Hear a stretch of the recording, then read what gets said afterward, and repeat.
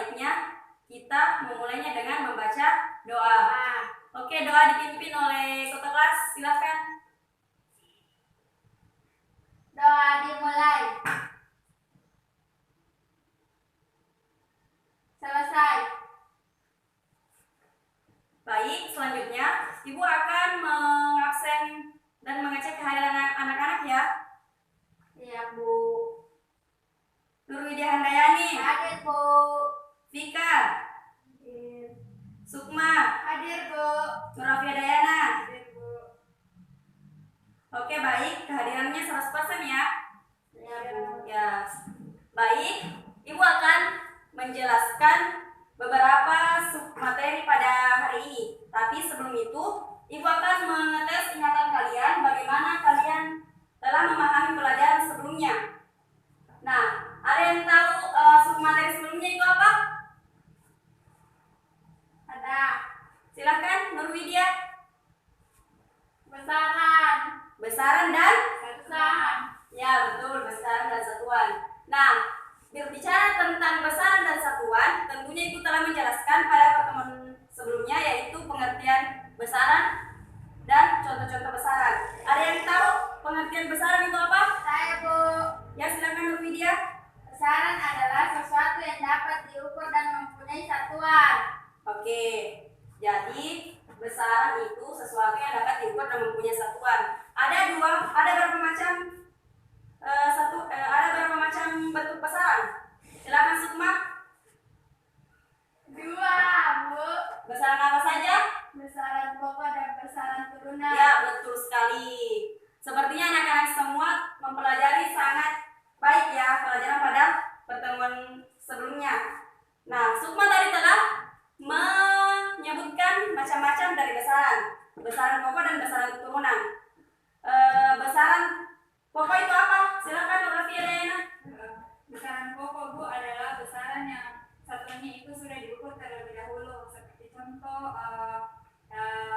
massa dalam satuan kilogram, suhu dalam satuan Kelvin. Ya, mantap sekali Nur Afia Dayana. Terima kasih ya kepada anak-anak semua karena telah mengingat dengan baik materi sebelumnya.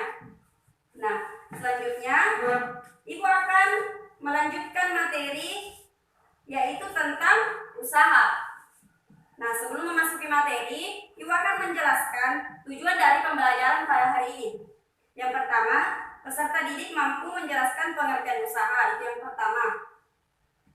Dan selanjutnya, peserta didik mampu mengetahui beberapa peristiwa yang termasuk usaha dalam kehidupan sehari-hari. Nah, baik anak-anak, sekarang Ibu akan memberikan satu contoh peristiwa. Nah, Ibu sedang apa? Sedang mendorong dinding. Ya, pada saat Ibu mendorong dinding, apa yang terjadi? Dindingnya bergerak atau tidak? Tidak. Jadi, apakah bisa kalian simpulkan Ibu melakukan usaha atau tidak? Tidak. Kenapa tidak, Vika? Karena dindingnya tidak Bergerak. Ya, betul sekali. Jadi, seseorang dapat dikatakan melakukan usaha apabila yang pertama, dia memberikan gaya. Terus yang kedua, ada perpindahan yang Jadi. ya. Terus apa yang ketiga, Bu Guru? Ya, yang ketiga itu contoh ya. Ibu ambil ini. Ini kita misalkan penghapus. Atau kita misalkan ini tabung. Tabung ini saya geser, saya berikan gaya. Saya dorong. Jadi ada perpindahan dari tempat satu ke tempat yang dua. Jadi dapat kita simpulkan perpindahan yaitu berpindah posisi dari posisi awal ke posisi akhir. Nah, selanjutnya pada saat Ibu memberikan gaya, maka tabung ini berpindah dari posisi awal ke posisi akhir. Jadi terjadi perpindahan. Nah, gaya yang Ibu berikan terhadap perpindahan itu dia membentuk sudut. Ini gaya yang Ibu berikan. Ini perpindahannya. Jadi dia berbentuk begini. Jadi ada sudut yang terbentuk. Ya, jadi syarat yang ketiga terjadinya usaha yaitu harus mempunyai sudut. Ya, betul sekali. Yang pertama tadi apa anak-anak? Adanya gaya. Ya, jadi diberikan gaya atau dorongan. Gaya itu tarikan atau dorongan. Jadi tidak selamanya gaya itu merupakan dorongan, tapi bisa juga berupa tarikan. Yang kedua, terjadinya perpindahan. Jadi pada peristiwa pertama ibu tidak melakukan usaha. Yang ketiga, harus ada surut yang terbentuk. Ya, betul sekali. Nah, dari penjelasan ibu, apakah ada dari kalian yang dapat mengetahui apa pengertian dari usaha? Belum bisa menyimpulkan? Ya, baik. Sekarang ibu akan memberi kesimpulan tentang pengertian dari usaha. Nah, usaha berdasarkan yang ibu telah jelaskan tadi mengenai syarat-syaratnya. Jadi usaha itu dorongan atau tarikan yang diberikan kepada benda sehingga benda itu dapat berpindah posisi dan perpindahan posisinya itu dapat membentuk sudut. Ya, betul sekali. Nah, selanjutnya kan ibu tadi telah menjelaskan beberapa satu peristiwa yang tidak termasuk usaha. Dan ibu pun sudah menjelaskan satu peristiwa yang termasuk melakukan usaha pada saat ibu menggeser tabung ini. Jadi ingat baik-baik ya, apa syarat-syarat dari melakukan usaha. Nah, ada yang tahu rumus dari usaha itu apa? Belum tahu ya. Oke, baik. Ibu akan menjelaskan. Jadi rumus dari usaha itu simbolnya W ya, W. Terus F itu gaya dan S itu perpindahan. Theta itu sudut yang terbentuk. Jadi dapat kita rumuskan W sama dengan F dikali S dikali cos theta. Mengerti? Silakan Nurwidia ulang apa rumus dari usaha? W sama dengan F dikali S dikali cos theta. Nurafia Dayana, cos theta itu apa? Sudut yang terbentuk. Ya, sepertinya Nurafia kurang fokus ya. Oke, selanjutnya karena itu telah menjelaskan syarat-syarat dari usaha, contoh peristiwa usaha dalam kehidupan sehari-hari, dan rumus usaha. Nah, selanjutnya ibu akan bagi kelompok ya, kalian menjadi 2 kelompok. Oke, Nurafia silahkan dengan Vika kelompok 1, Nurwidia dengan Sukma kelompok 2. Silahkan berpindah posisi.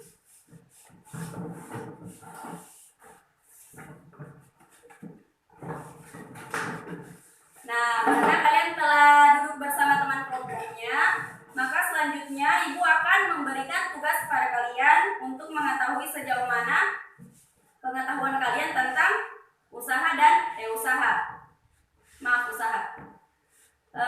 Selanjutnya ibu bacakan soalnya ya.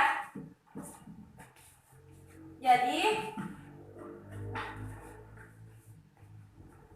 silahkan perwakilan dari kelompok mencatat soal yang ibu akan bacakan.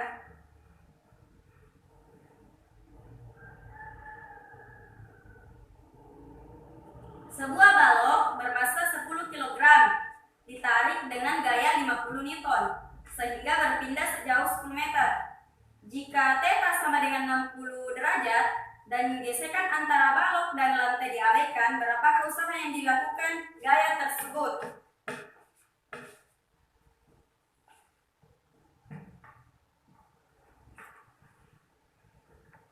Oke, mana soalnya sudah ditulis nak? Sudah, Bu. Ya, jadi tugas kalian jawab sesuai dengan rumus ya. Nah, satuan dari usaha jangan lupa satuan usaha itu joule ya. Oke, silakan kerja. Saya beri waktu 3 menit cukup tidak? Waktu 3 menit. Cukup, Bu. Oke, silakan dikerja. Kerjasama ya dengan teman kelompoknya. Sebagai hadiah, jawaban yang paling tepat nanti ibu berikan sesuatu. Lebih tepatnya ibu kasihkan hadiah. Oke, sudah? Belum.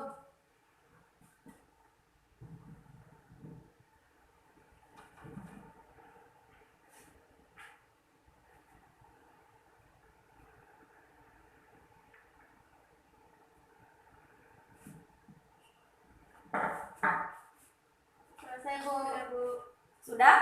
Sudah. Apa sulit soalnya? Tidak. Ya. Silahkan Sukma. Jawabannya berapa, Nak? 250 joule, Bu. Dari mana dapat 250 joule?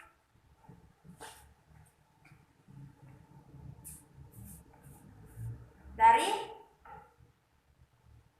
mana Sukma? Sukma yang kerja atau siapa ini yang kerja?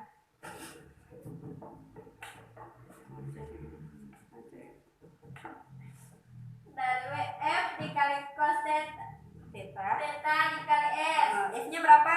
F-nya 50, cosnya 60, cos theta, S-nya 10, jadi dikali semua. Ya, jadi hasilnya berapa? 250 Ya. joule. Bagaimana dengan kelompok 1? Sama, Bu. Oh iya, sama. Iya, sama. Oke, karena kalian berhasil menjawab dengan benar, maka Ibu akan hadiahkan sebuah buku untuk kalian semua. Ini. Jadi semangat ya belajar fisikanya, jangan malas-malas. Oke. Mungkin sekian pembelajaran pada hari ini, tapi sebelum Ibu tutup, Ibu akan menyimpulkan. Ada yang ingin membantu Ibu menyimpulkan materi pada hari ini? Ada yang ingin membantu Ibu? Ada yang tahu apa rumus usaha? Siapa yang tahu rumus usaha? Saya, Bu. Silakan Nur Widya. V sama dengan F dikali S dikali cos theta. Ya, betul sekali. S itu apa Nur Afia? Perpindahan, Bu. Ya, betul sekali. Cos theta, ada yang tahu cos theta itu apa? Saya, Bu. Ya, Nur Widya? Sudut yang terbentuk. Ya, betul sekali. Bagaimana dengan Vika, mau menyimpulkan ulang? Kenapa tidak? Oh, Vika masih malu-malu ya. Nur Afia silakan ya, belajar bersama Vika, Nur Widya belajar bersama Sukma supaya apa-apa yang tidak dimengerti temannya bisa lebih diperjelas lagi. Oke, terima kasih anak-anak semua. Harapan saya ke depannya kalian tidak hanya sebatas mengetahui apa itu usaha, tetapi dapat menerapkan dalam kehidupan sehari-hari. Nah, Ibu akan mengakhiri pembelajaran pada hari ini dengan satu motivasi, yaitu janganlah sekali-kali berharap kepada yang bukan tempat berharap, yaitu tempat berharap hanya pada Allah Subhanahu wa taala, dan jangan sekali-kali berharap kepada makhluknya Allah Subhanahu wa taala jika kalian tidak ingin kecewa. Betul sekali. Terima kasih atas perhatiannya semua. Kurang dan lebihnya mohon dimaafkan.